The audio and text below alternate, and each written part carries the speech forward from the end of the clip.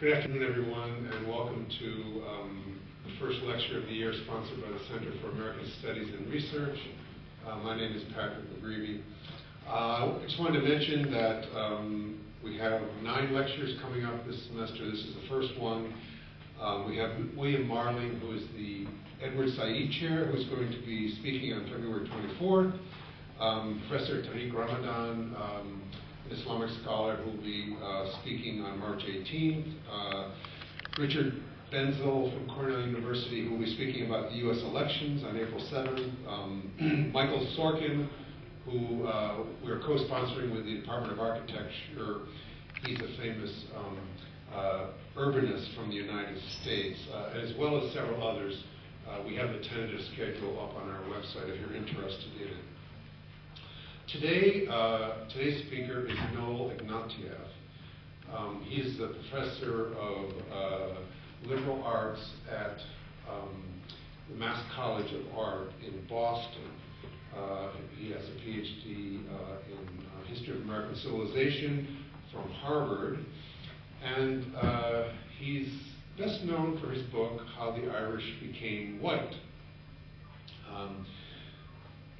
According to legend, Bill Clinton was carrying around copies, not legend, truth, he was carrying around copies of this book and in the mid-90s and recommending it to everyone.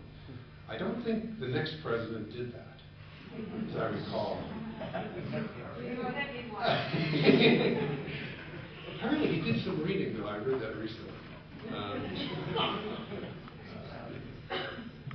Dr. Ignatiev is also, I should mention that his book has recently been re-released with a new picture on the cover. He's also the co-editor of the journal Race Traitor, and has published many other articles as well. Recently he's become interested in Zionism and questions about Palestine as well, and how they relate to the issues of race in the U.S. and other places. He's the recipient of several fellowships, including one at the Bois Institute at Harvard University. So the title of his presentation today is The 2008 Election and the Current State of Race in America. Please welcome Dr. Noel Ignatiev.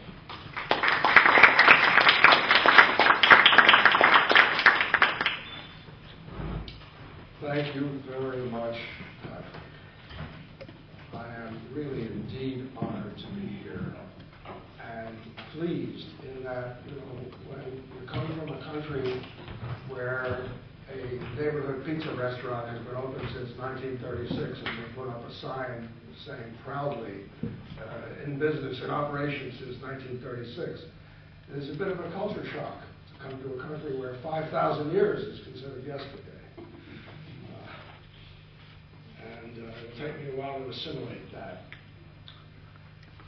What I want to do today is I want to combine both some general ideas and some considerations around the subject that I'm talking about, lay out a background for perhaps people who do not have so much of a background in the current state of scholarship and discussion, and at the same time indicate some new ideas or some new directions for thought. Now, clearly, to do both of these things in a single talk is an impossible task. But as the Irish poet said, I have squandered my youth in attempting impossible tasks, deeming them alone worth the toil. And I shall attempt to do that today. So I want to talk a little bit about some general considerations relating to race, a little bit about the background of American history and how it has operated, and then address some questions of what may or may not be changing as a result of developments, say, over the last 30 years, most dramatically registered, of course, in the election of the new president. From a biological standpoint, race is a fiction.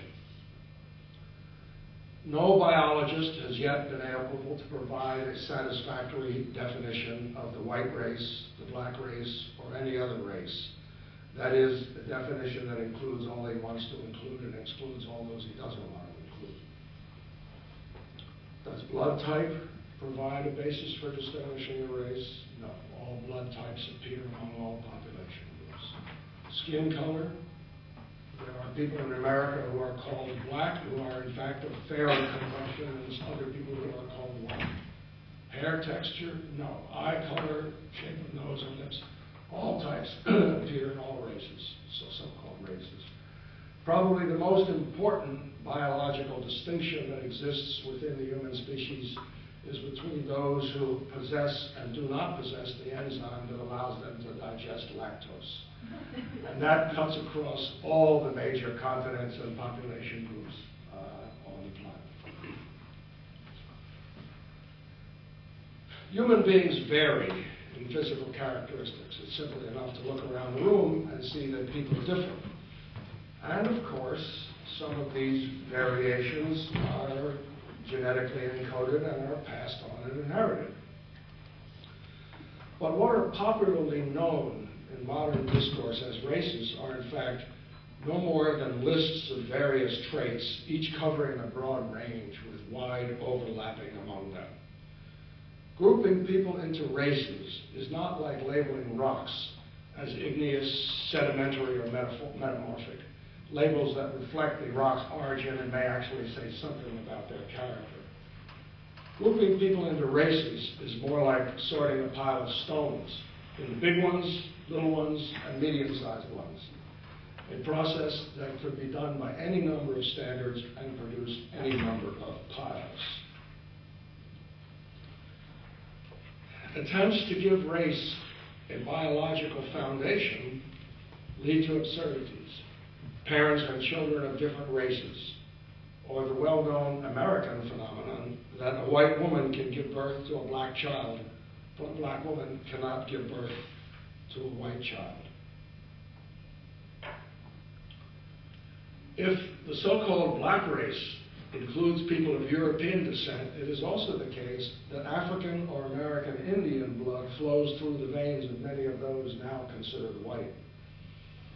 It is impossible, of course, to form an accurate picture, but some have estimated that the average white American is in fact 6% black, or put another way, that 95% of white Americans are more than 5% black.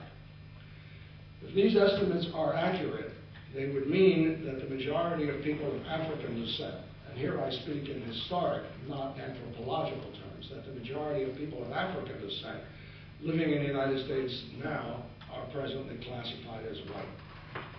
For many whites in America and in South Africa, genealogical research has uncovered dismaying facts, and genealogy, of course, records only legitimate ancestors. I'm reminded of the slogan of George Schuyler, the African-American commentator from the 1920s to the 40s, who said that you better not shake your family tree too hard, you never know which leaves are liable to fall out.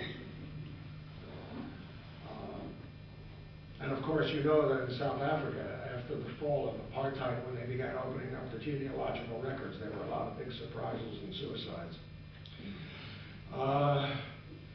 The arbitrary nature of racial assignments is shown in the perhaps apocryphal story of the American journalist who asked old man Duvalier, the old dictator of Haiti, what portion of the Haitian people were white. 90%, answered Duvalier. The reporter, thinking the answer was the result perhaps of an interpreter's error, repeated the question and got the same answer. Puzzled, the reporter asked Duvalier, how do you define white in your country? And Duvalier shot back, well, how do you define black in your country?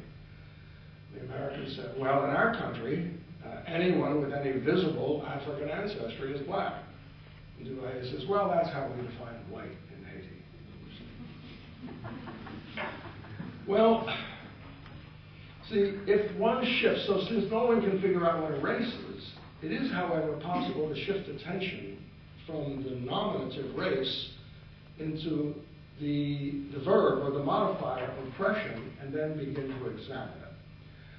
Because racial oppression is a particular kind of oppression, like national oppression, like gender oppression, like class exploitation. It follows a certain kind of a pattern, which I think can be defined with a certain amount of precision. And, you know, the British conquered Africa using African troops, conquered and ruled Africa using Africans. They conquered and ruled India using Indians. That's national oppression. Racial oppression operates historically according to a different set of laws. That the face of oppression over the subordinate group is not primarily outstanding representatives within its own ranks, but rather members of another group which have been defined as a different race. That is, the hallmark of racial oppression is that the most degraded member of the dominant race is exalted above any member of the subordinate race. That is to say, race flattens out distinctions among both the dominant group and the subordinate group, whereas national oppression may tend to exaggerate them.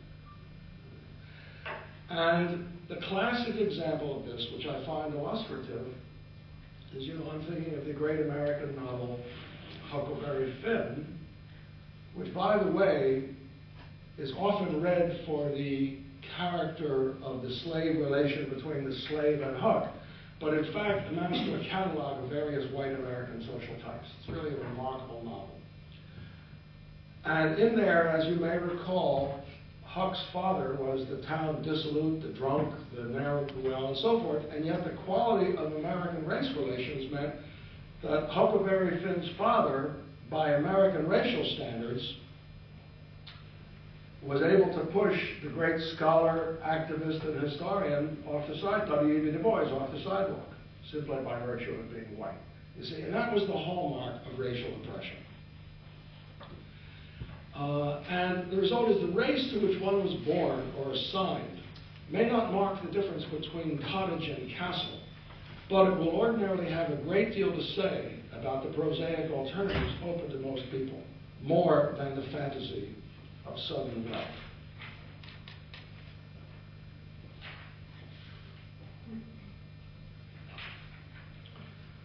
The most wretched members of the white race have historically shared a status higher in certain respects than that of the most exalted persons excluded from it.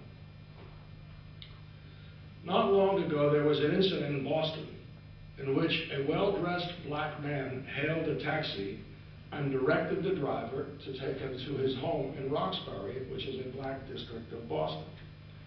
The cab driver, a white woman, refused. And when the man insisted that she take him or call someone who would, as the law provided, she called her boyfriend, also a cab driver, who showed up, dragged the man out of the taxi, called him a nigger, and kicked him to the ground. The black man turned out to be a city councilman.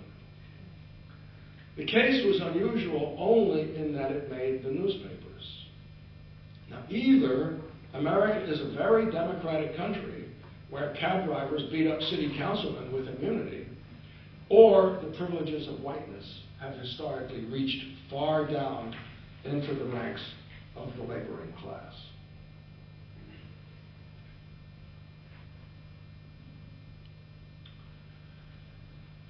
If the white race was historically constructed,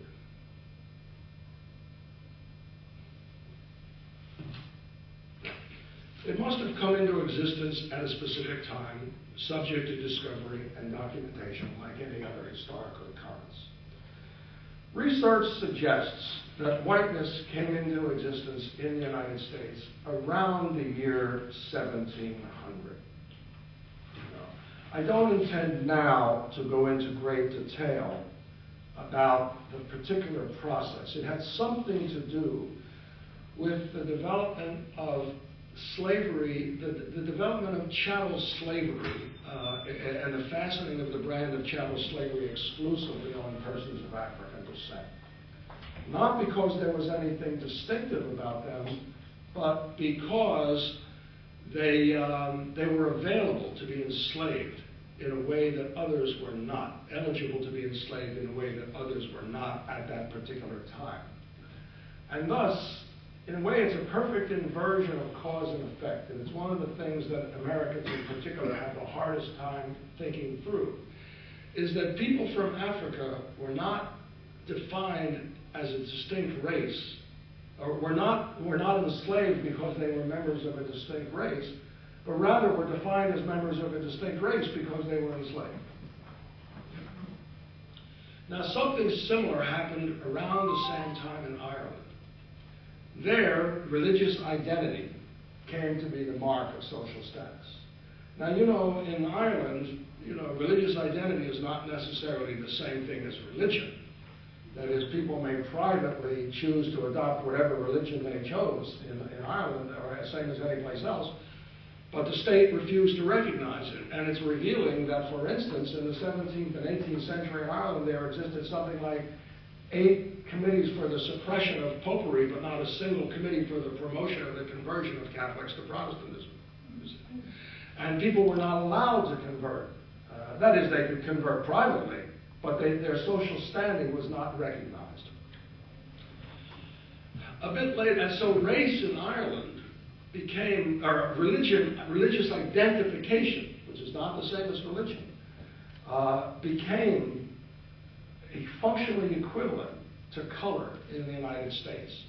And the Irish tell the story of, you know, a couple of people walking down the street in Belfast with turbans on their head, and a couple of the youths, the neighborhood youths, as we say in Brooklyn, coming up and saying, well, is you Protestant or is you Catholic?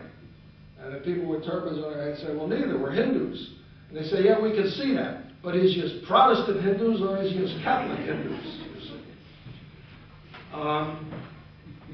A bit later, a similar pattern developed in South Africa, based on color, roughly as in North America. Now, those things, of course, all took place roughly in the end of the 17th, beginning of the 18th century, and largely under the sponsorship of one or another brand of Calvinism. And I think it's a very interesting project to think about the connection of Calvinism in its various forms to the construction of those racial structures. But in the 20th century, we have another case which has evolved similarly. And what's interesting about it is it's the closest case of a laboratory that you can find in this field of social science. That is, whereas what took place in the United States around the year 1700, or in Ireland or in South Africa, is shrouded in the mists of antiquity, what took place in Palestine is perfectly documentable. It took place in the 20th century, well within the memory of people alive, and can be documented in any reputable newspaper or magazine. That is to say, inside of what is called Israel, just as in America, people from all across the European continent came to America, and after a historic period came to be defined as white, as a social identity, an identity which never existed in Europe, when they were killing each other over religion and nationality and language and everything else. The same thing inside Israel, where people from 50 countries of different physical types, speaking different languages, possessing different cultures, and practicing different religions, or no religion at all, were assigned the status of Jew, a political status, because of the claim that they are descended from the biblical Abraham.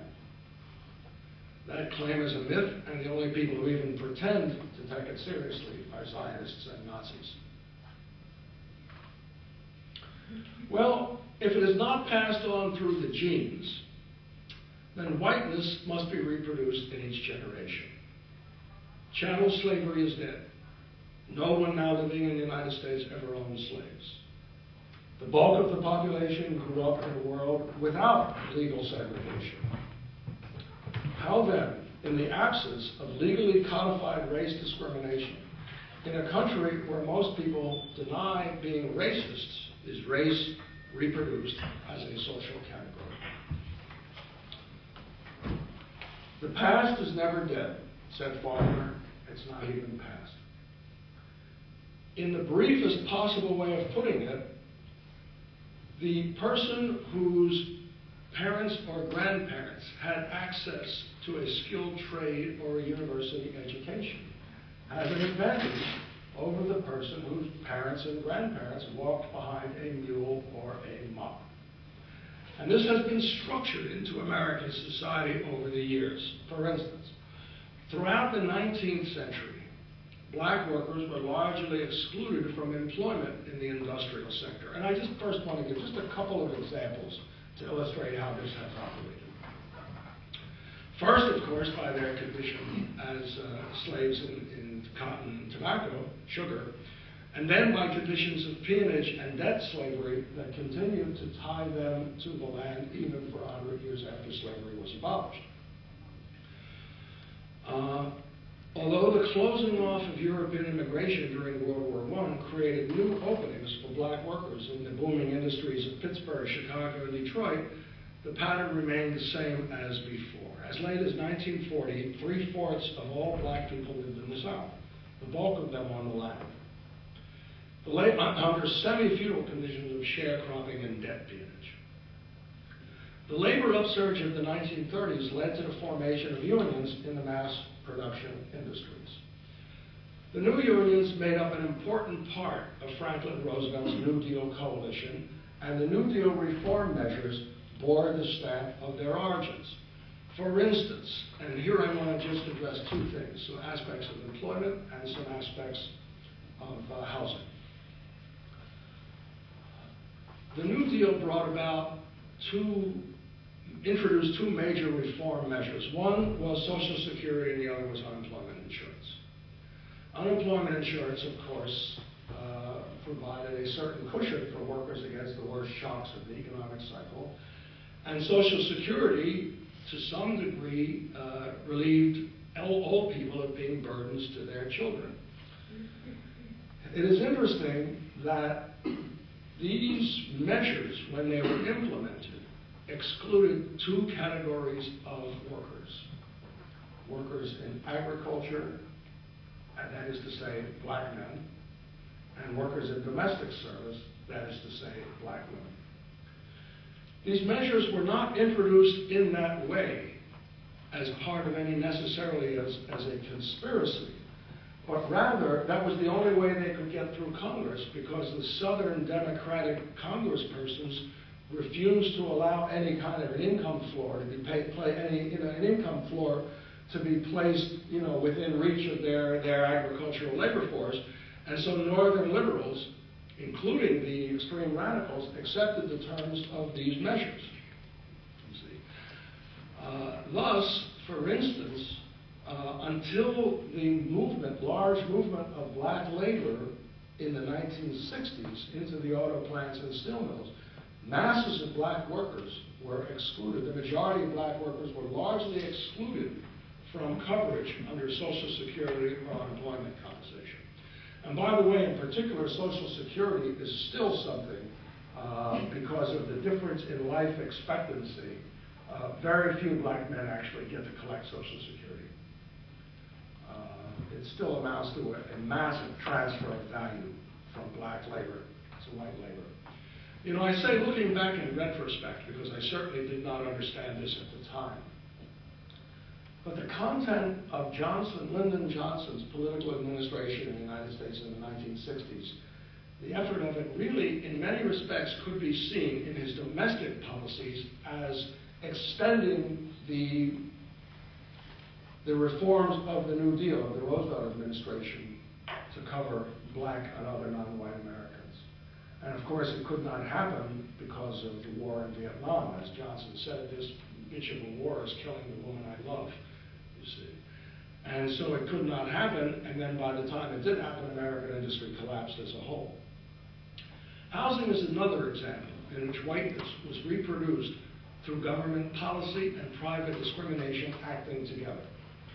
Starting again in the Roosevelt years and continuing into the 1970s, federal policy encouraged people of modest income to buy homes.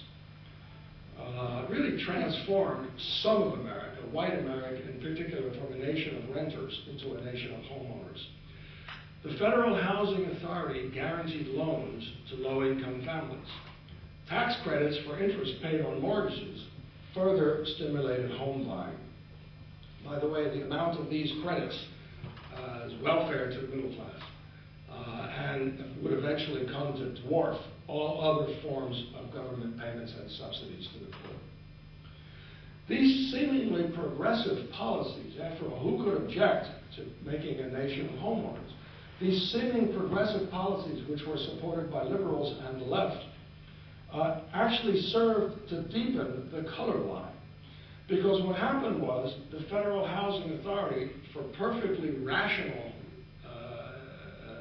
reasons, perfectly reasonable, favored single-family homes over multiple-family dwellings and new construction over repair of existing homes. Moreover, it discouraged loans in old, decaying areas, which, given the character of residential segregation in the United States, meant black and mixed areas in the United States. In effect, so that it's not that the federal government ever discriminated against black people. They simply discriminated against black neighborhoods. And by some strange coincidence, the majority of people living in black neighborhoods were black.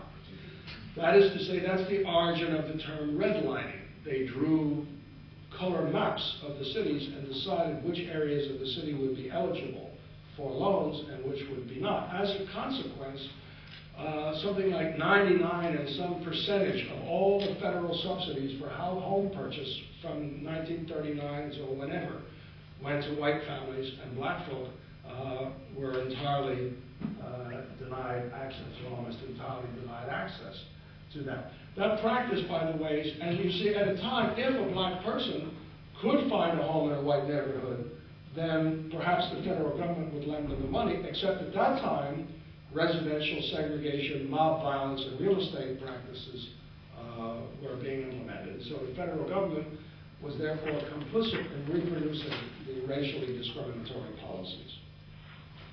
Black people are still victims of lending discrimination. Again, no longer on an individual basis, but by neighborhood. One attorney, an African-American woman attorney, told how the interest rate on her mortgage, which she had obtained over the telephone, and they could not tell what race she was by talking to her on the phone, was increased when they learned that she was black in a personal interview. And the reason was not, they assured her, that racial discrimination. No, it was that property values would fall in the neighborhood once it became known that the neighborhood was mixed. In other words, she was the reason the interest rate went up. She was the one that made it a mixed neighborhood from having previously been an all-white neighborhood. Black people face lending discrimination not only for home ownership, but also for home repair.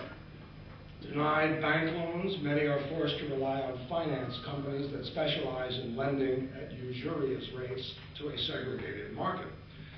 In Boston, over one period of time, more than half of the families who relied on these kinds of loans lost their homes through foreclosure. The pattern is nationwide, and of course now, with the present collapse of the loan, the effects are far disproportionate on non-whites in the United States, who are losing homes faster, you see. And you see, what has happened is, in fact, the levels of income between black and white wage earners have considerably narrowed over the number of years. It's down to something like 85 or 90%. Not enough to explain the disparity in living conditions between black America and white America. But if you shift the focus of attention from income to family assets, to accumulated wealth, white families are far ahead. I think the last statistics I saw is that on the average white American family has 10 times as much accumulated family wealth as the average black family. Now what is that? I'm not talking about, Rockefeller or Bill Gates or some millionaire. I'm talking about, say, an ordinary American working class family. Well, what does their family wealth consist of? It consists of a modest home, which was bought 30 years ago with Federal Housing Authority subsidy, which was worth $15,000 and is now worth $200,000 in an inflated market, and which is paid for. Now that home gets passed on to the next generation or the generation after, either as a place to live or as collateral for a loan to start a business, or as student loans or something of that sort, you see. And that is money from which black families in America are largely excluded. You see. So that today, even where in fact you do have a visible and prominent black middle class, it is a nervous middle class. They may be driving BMWs, but there's very little accumulated family wealth because they did not have access to those policies. Now,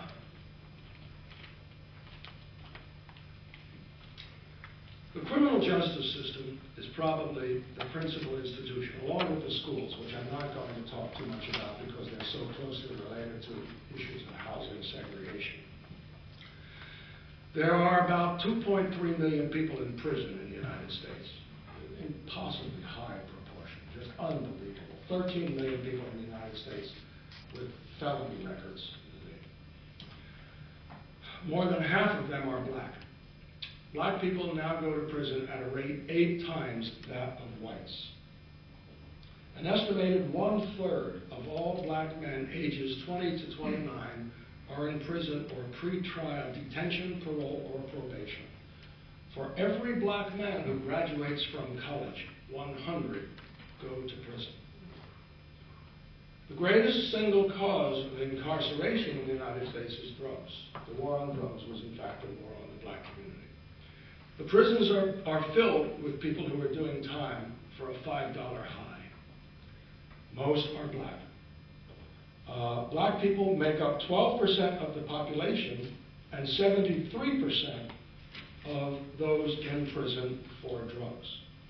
Surveys indicate that they make up the same percentage of monthly drug users as their percentage in the population. It's hard to say because people don't necessarily tell the truth, but you know that figure has been bandied around quite a bit.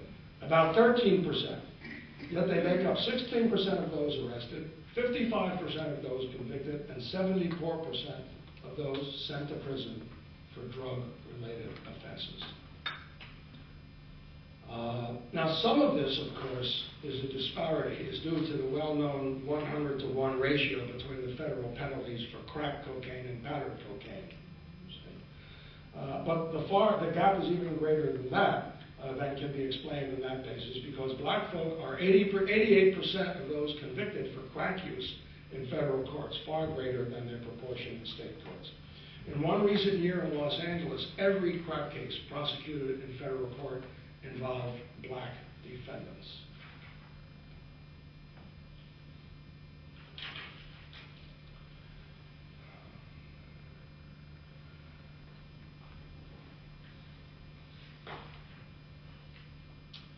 There's the anecdote, and this is perhaps outdated, but I don't know if you're familiar with the American figure Mez Mesro. Mez Mesro, interesting guy. He was a kid in Chicago, white kid in Chicago who was busted back around 1916 for stealing a car to go joyriding. And he was sent to prison in Illinois. And while in prison, he discovered jazz music, which was just then making its way up the Mississippi River to Chicago. And he fell in love with jazz music and Afro-American culture. And when he got out, he decided he wanted to become black. And so he lived his life as a black man.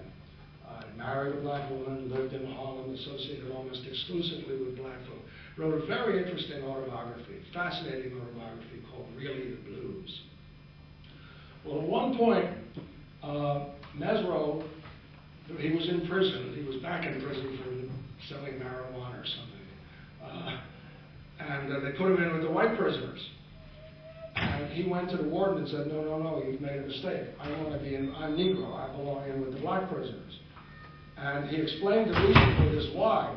He said, well, the black prison population was a cross-section of the black population in general. It was random. Any black person could go to prison at any time for any reason, had nothing particular. But he said at that time, the white people in prison, those people are criminals. He said, I don't want to be with them. It's very revealing.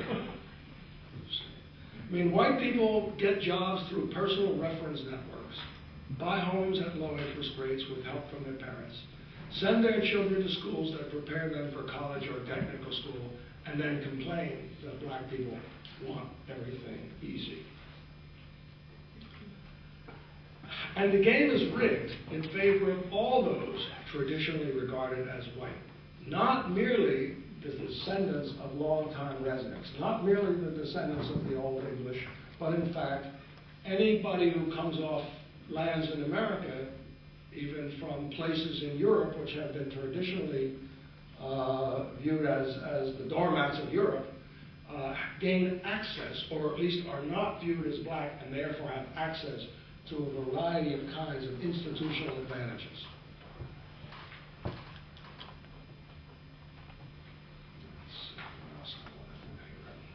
Trying to watch my time here. Now,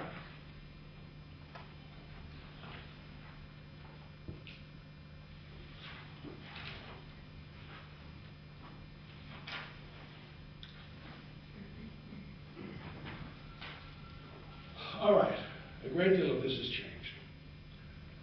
Until World War II, 3/4 of black Americans lived in the South, a nation within a nation.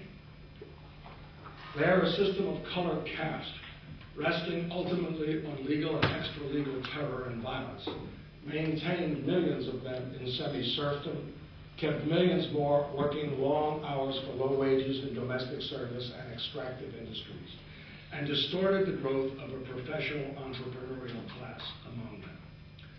The shadow of the plantation fell even over the North, where a color line operating largely apart from, although not usually against the law, restricted black folk to the worst jobs, schools, and neighborhoods. A lot of this has changed. The cotton fields of Mississippi have given way to the synthetic fiber plants of Indonesia. The black peasant has gone the way of the mule, and the large plantation owners now speculate in shopping malls and tennis resorts. The black laborer has been replaced by the digitally controlled, computer-operated robot in mine and mill, hearth and dock, killing floor and assembly line. There are now thousands of African-American millionaires. Of course, as we say in America, $1 million is not what it used to be. And there have always existed Afro-Americans of exceptional wealth. What is new is that many of them now operate outside the segregated Afro-American community. See, it's not that the black bourgeoisie is new. There has always been something that was called a bourgeoisie among black Americans. It was grounded largely in those trades and service industries and occupations that accommodated a segregated market.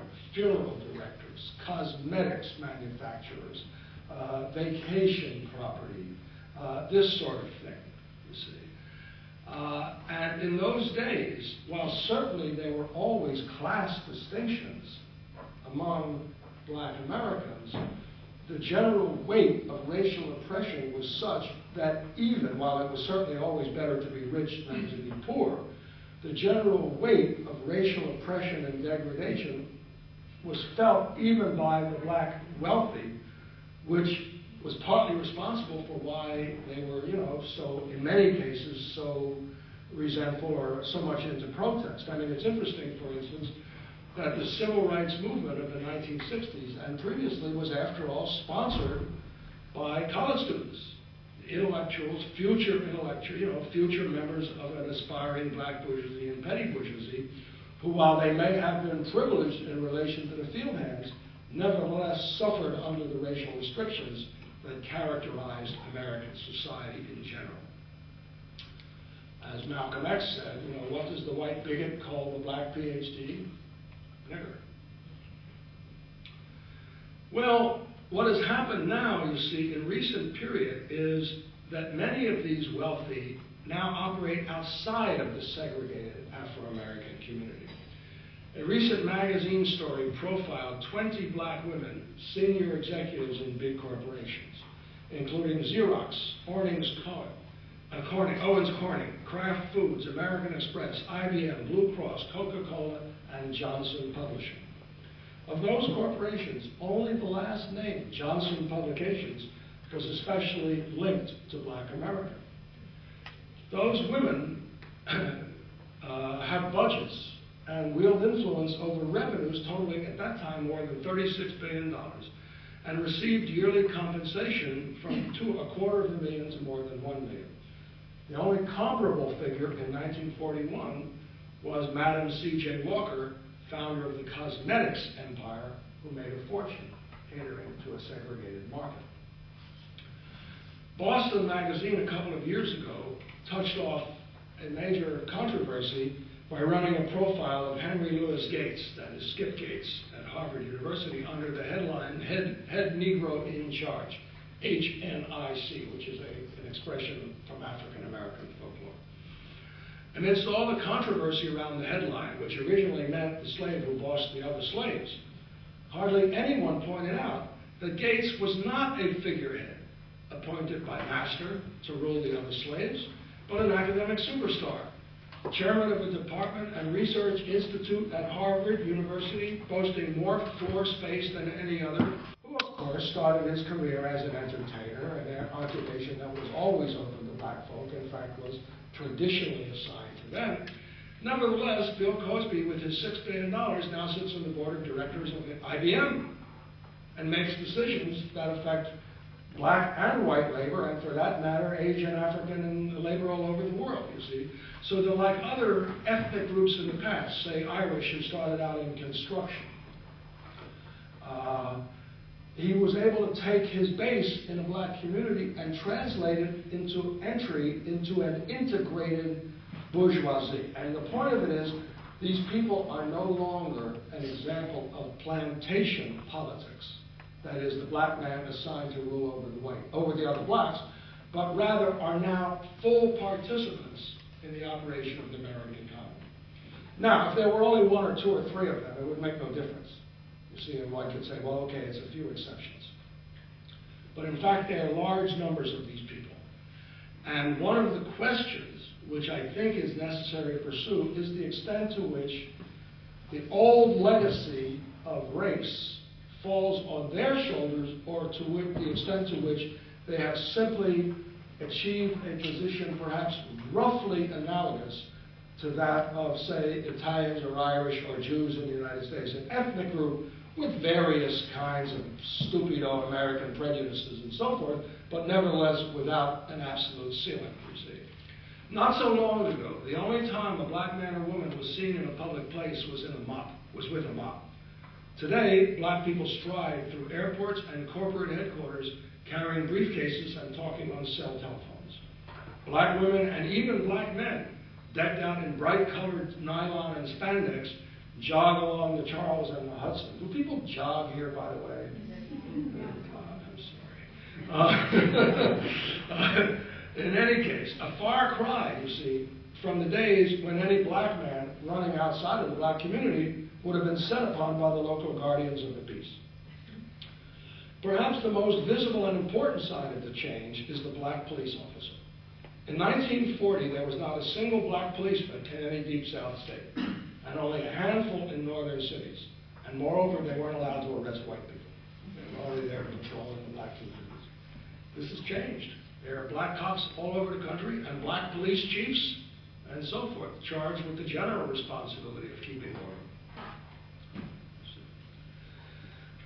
It must be admitted that race as a category, race in the sense that I'm using it, has been eroded in the United States. The black skin is no longer the badge of total degradation it once was. However, that is not to say that things have gotten better for everyone, or as the old saying goes, a rising tide raises all boats.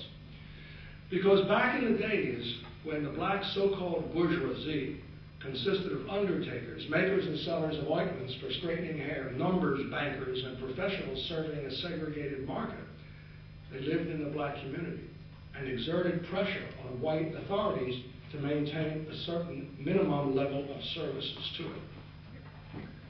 Now that they have moved out, the suburbs have opened up, they have been able to buy their way out of the suburbs from which they were previously excluded, the situation of those left behind is in many ways bleaker than before.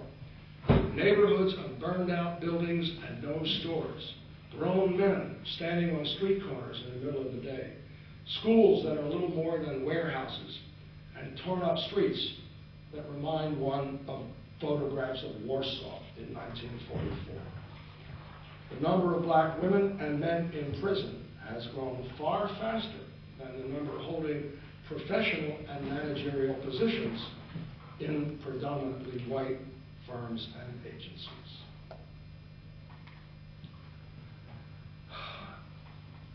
And notwithstanding President Obama, a black man still cannot get a taxi cab in New York City. Now, some may dismiss this complaint as trivial. After all, many whites cannot afford to take taxi cabs, and the face of oppression in the past was far worse than being denied access to a taxi cab.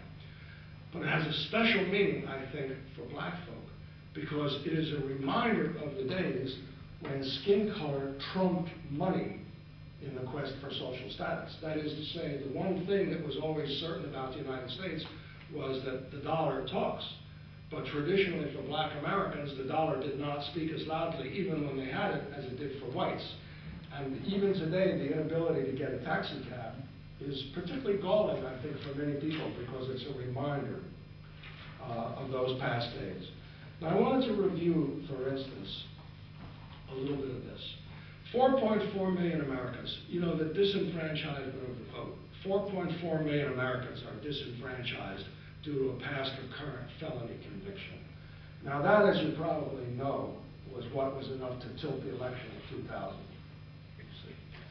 Because not merely did they disenfranchise felons, they went ahead and wiped off the election rolls thousands of people who simply had the same name, Jimmy Jones, as somebody else who was a felon. You see, it probably determined the outcome of the election. Well, the year 2000, that's not the first stolen election in American history, so there's no particular reason to the good old bad of shape of it, except to view it in the context of the old American 3/5 law. Now, you know, the American Constitution is a very peculiar document. It's a unique document in that it put forward the strange biological concept of 3/5 of a man. You know that the population representation in the federal Congress and in the Electoral College was based on the counting of all free persons and 3/5 of all other persons. They were very squeamish. They didn't want to say unfree or slave. They didn't like that word. So the Constitution doesn't say slave. It talks about free persons and other persons.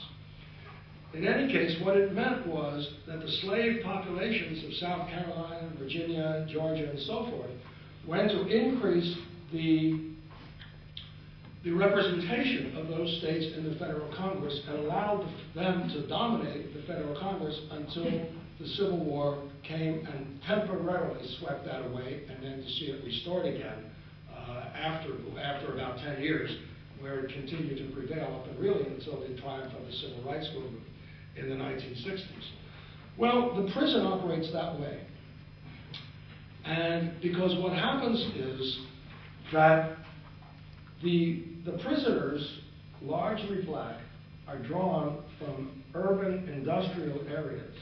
But the prisons are built in the southern, rural, predominantly white parts of the state. And the result is their population counts downstate, even though, and therefore adds to the federal money that is available to those regions, and denies that money to the cities where they come from. It's a kind of again, a transfer of value from the black areas to the white areas in America. To get a sense of how this plays out, let us take a look at President Obama's home state, Illinois. The Chicago metropolitan area is home to 83% of the state's African Americans and the point of origin for 70% of the state's prisoners. Nearly 2/3 of the state's prisoners in 2001 were African American, more than 4 times greater than their share in the population of Illinois. 44% of them were African Americans from the Chicago region, Cook County. At the same time, 18 of the 20 adult correctional facilities constructed over the last 2 decades in Illinois were located in counties, in the largely white counties in the southern part of the state. Visitors to, for instance, very visibly white downstate counties such as Enna, Illinois, home of a very large prison, can see that the community, or can read that the community is 42% African American and 90% male. The reason for that being, of course, that there's a large prison right there in this rural county. Now, it's not enough, apparently, that each black prisoner is worth tens of thousands of economic development dollars. This says nothing yet about the value that comes from building the prisons down there and the employment it provides and the guards and all the rest of that stuff. According to one criminologist, the prison boom fed by the rising market of black offenders was in fact an economic multiplier for communities often far removed from urban minority concentrations.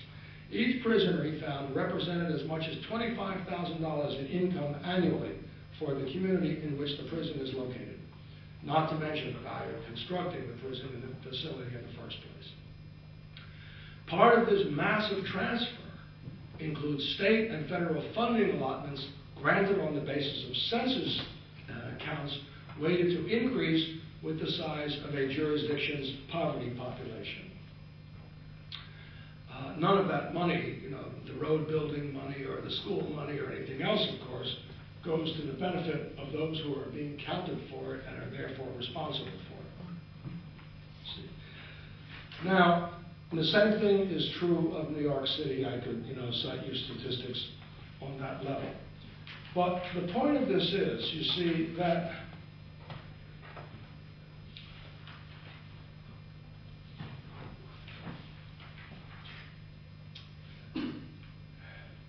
you have a strange paradox in that on the one hand, Obama's election is certainly significant. It marks, this could not have happened 40 years ago, there's no question about that. And while I don't wish to overstate it, because I'm sure that even wealthy black folk are from time to time subject to the sort of indignities and stupidities for which, many Americans are guilty, particularly on the race matter. Nevertheless, a considerable portion of the barriers to their success has been removed.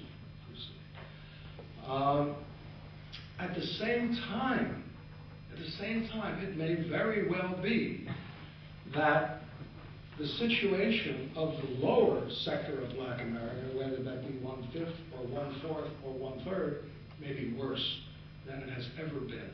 And part of the reason for this has to do with the transformation, the development of global capital, and the transformation of American society from a producer society into a rentier society.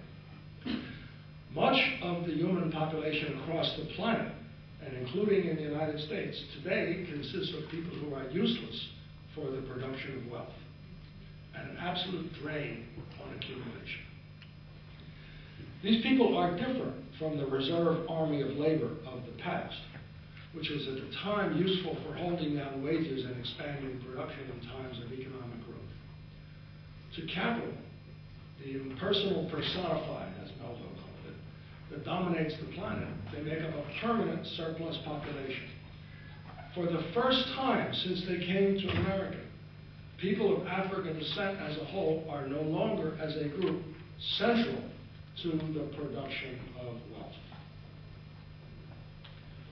That suggests, now, if one thinks back to the history of American treatment of minorities that stood in the way of accumulation here, I'm thinking of the Iroquois and the Cheyenne, I do not think it is necessarily hyperbole to view this as an impossibility for the future of the United States, particularly if the economy continues to deteriorate and there is a rise of traditional grievances on the part of many poor whites who believe that they have lost their protection and believe that would like to see it restored to what it used to be, or maybe even worse.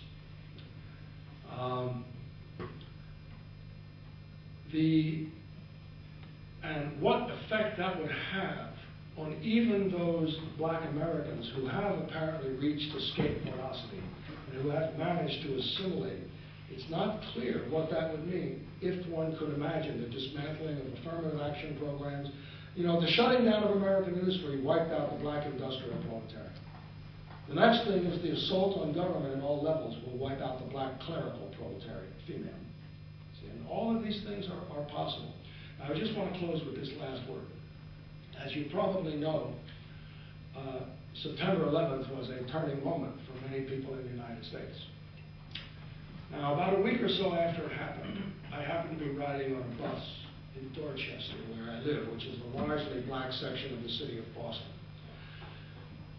And I looked out the window, the bus was going, and I saw, just a flash of a moment, 4 young black men beating another one with a baseball bat. I was horrified. I just paralyzed. I mean, you know, America's a violent country, you know. I mean, I say this to you in Lebanon, but, you know, here it's organized, there it's universal and systematic. And now a friend of mine got out of prison after 12 years and said the thing that most surprised him was road rage. And that's not even what you'd call political. In any case, I saw these 4 young men beating that 5th one with a baseball bat, and I did not know what to do. Do I get off the bus? Well, maybe they beat me with the baseball bat. Do I call someone? I don't know. So I was paralyzed. I did nothing except think about it for the 10 years since that has happened. And to me, more than the flying of the planes into the World Trade Center, which I could understand as a political act, however misguided on the part of somebody, this kind of universal violence, universal, you know, where these 5 young men undoubtedly fighting over some drug dealer, turf dealer, girlfriend, or something dumb like that, and these 5 young men, beautiful young men, who by rights ought to be the future and the hope of the United States, killing each other, represented to me the daily kind of September 11th that characterizes life in the United States. And because it goes on all over the country, all the time. And that's what I want to leave you in thinking about the duality, the various possibilities of the meaning of the election of a new president. And, you know, some directions perhaps for research or querying in the future. Thank you very much.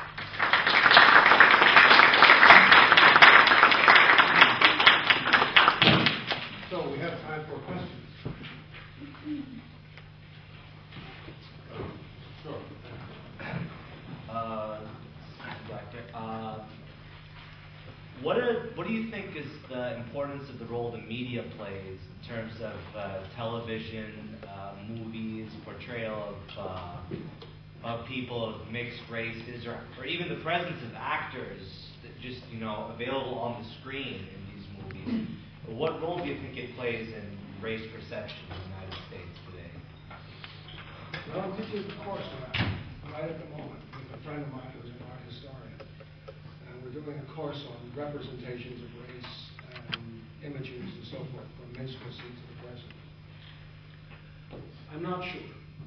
On the one hand, some of it is a reproduction of traditional American racial stereotypes. These black situation comedies, I can't stomach to watch them, but they seem to me a replay of old 19th century minstrel characteristics.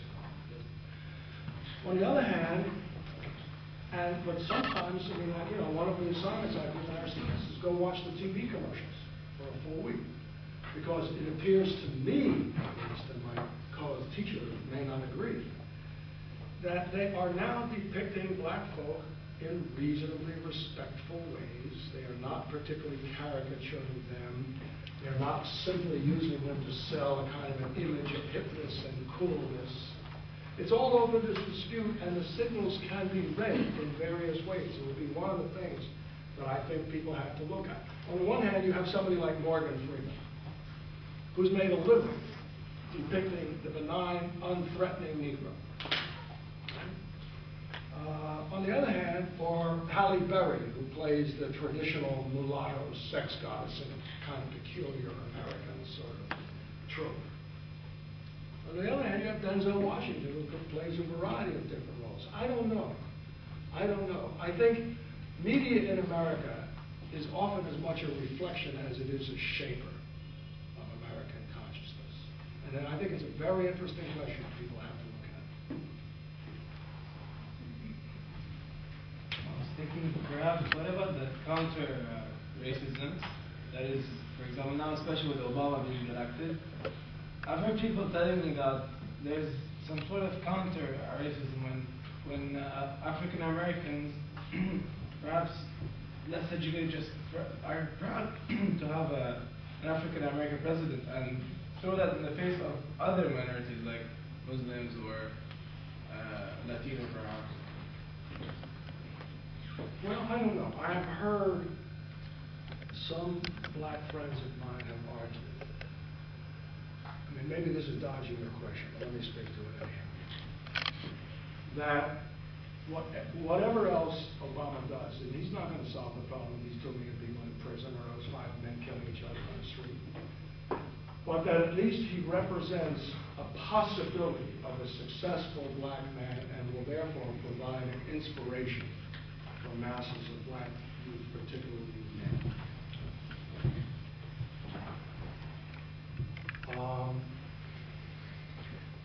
Well, maybe.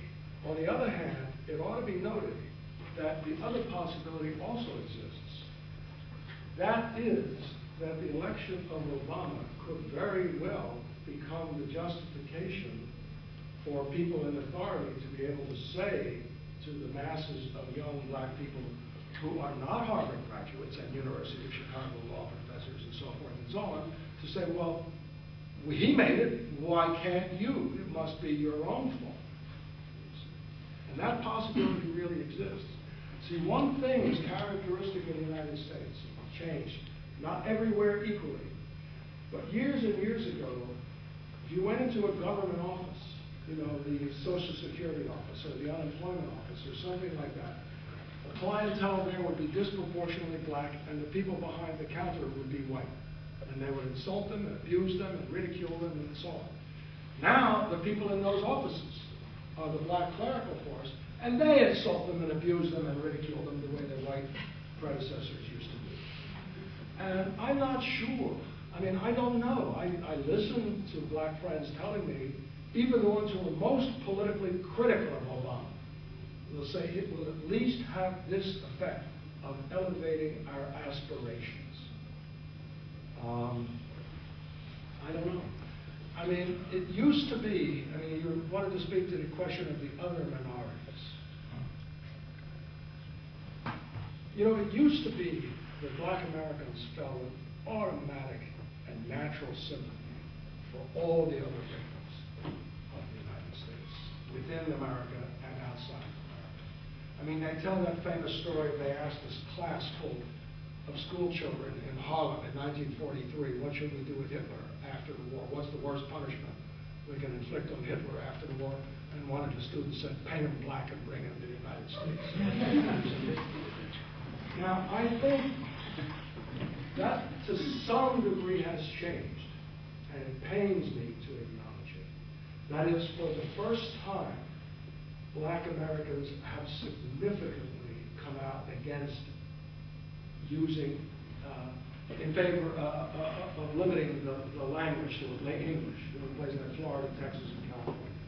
For the first time, they used to have a universal sympathy for those other folks.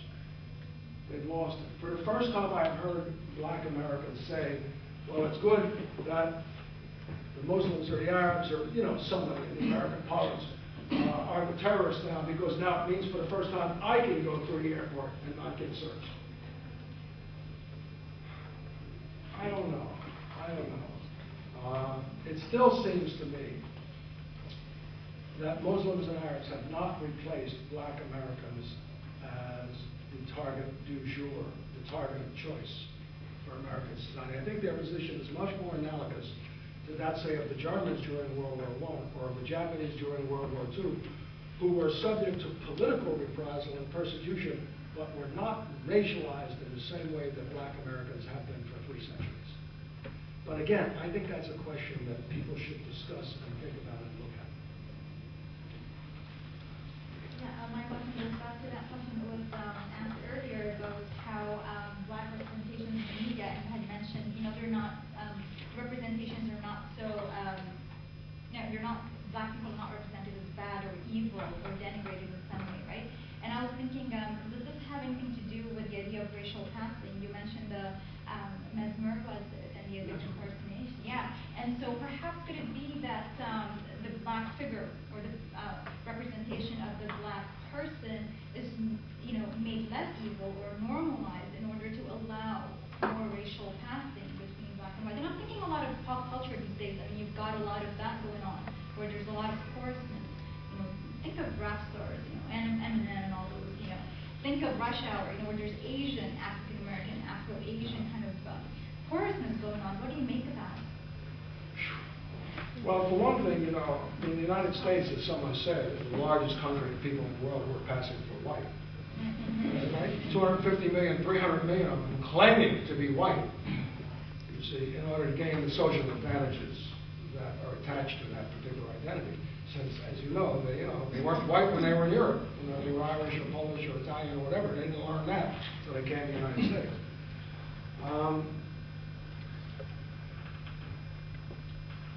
I think it's funny because it varies with social class and it varies even with gender.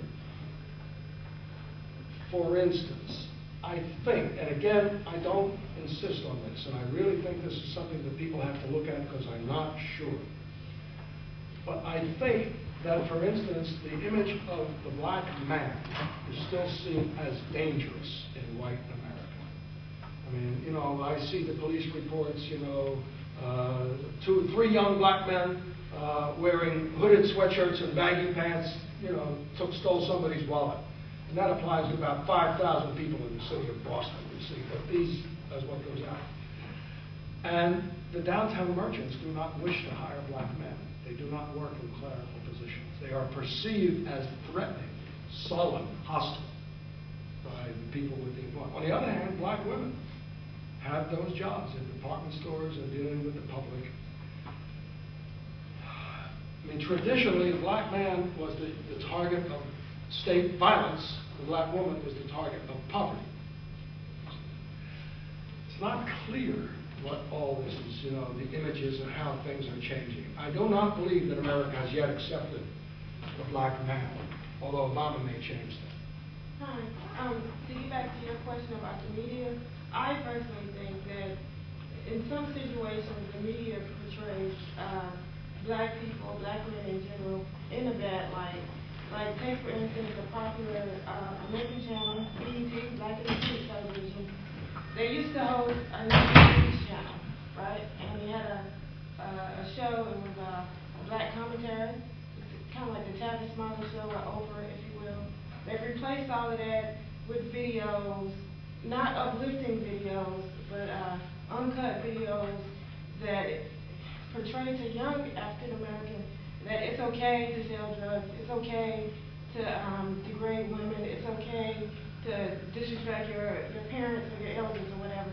So in my opinion, in some situations, the media does portray, especially African American men, in a bad light. And that's seen throughout the world, where when you come to Lebanon or other countries, especially Korea, they'll see black people like, oh, are you a rapper? Oh, are you an actor? What do you do? They don't see the other intellectual side. Well, maybe I don't rap. Maybe I'm a student. Maybe I have a degree. Maybe I do this. So I think that's where the media comes in at and sheds a bad light at times. I think that's true, but partly the question is who is the media? Because Black Entertainment TV, I think, is black owned. No, it was, but now it's owned by Viacom, who owns MTV and VH1. So it was black owned, and then when they did the switch, that's when a lot of the uplifting shows, like I said, the news, the nightly news, the nightly commentary, it just started to go away. Right. It started playing video. It is certainly very dismaying, and I say this with a great deal of hesitation, but it's certainly very dismaying to hear the only community in America whose members used to greet each other as sister and brother and mean it, and now talk about the bitches and the hoes and the mothers of their children in that way.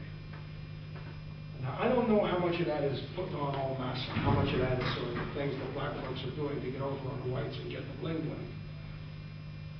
But it's the same thing as the spread of that term, that offensive and vilest, ugliest term in the English language, which young black people are now using on each other. Didn't used to use it in my day. And not only are they, sorry to finish it, but not only are they using it on each other, but it's crossed over to other races. Yeah. To where they think it's okay to call each other those names and to call each other niggers, and where before you would never hear two white people call, what's up my nigga? You know, it was just specifically for the black community. Now it's just cross-populated into other nationalities or races. I'm just pleased to say that my son was not black. Well, he could be, in America, if his mother were. But anyhow,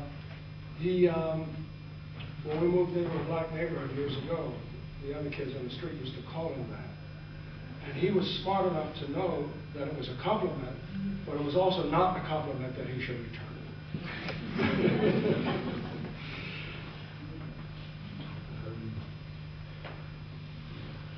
You were talking earlier about the expansion of the black middle class in the present time and about the election of Obama perhaps creating a situation where the socioeconomic situation of black people, some black people are improving while those that are left behind are getting worse socioeconomically.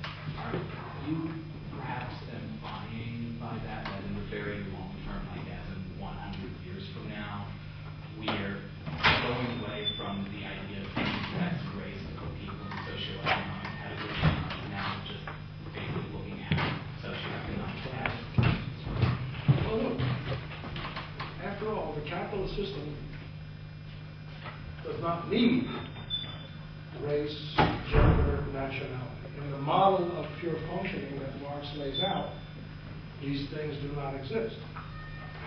It arose not so much out of the laws of capital as out of the development of particular societies and efforts of people to impose limitations or restrictions on the laws of capital. So certainly capital has a tendency to undermine, to erode all distinctions of race, nationality, and gender too, for that matter. I don't know what will be. I mean, so that perhaps, 100 years from now, we'll have international genderless, faceless, colorless, classless group of exploiters, and the rest of us will be robots and automatons. I mean, I don't know. That's not necessarily something I look forward to. I think maybe that's enough. We've put you through enough. Thank you very much.